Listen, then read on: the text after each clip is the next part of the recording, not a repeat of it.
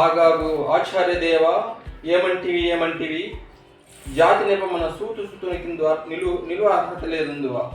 ఎంత మాట, ఇది క్షాత్ర పరీక్షయే గాని క్షత్రియ పరీక్ష కాకూడదు, ఇది కుల పరీక్ష ఎందువా. నీ తండ్రి భరద్వాజుని జననమెట్టిది, అట్టి దుఃఖాకరమైన నీ సంభవం ఎట్టిది. మట్టి కుండలో పుట్టితివి గదా, నీది ఏ కులము. ఇంత ఏలా అస్మత్ పితామహుడు కురుకులరుద్రుడని శాంతనవుడు శివ సముద్ర భార్యగా గంగాభ్యం జనించలేదా. ఈయనదే కులము. నాతో చెప్పితివేమయ్యా, మా వంశమునకు మూల పురుషుడైన వశిష్ఠుడు దేవేశ్యకు ఊర్వశి పుత్రుడు కాడా.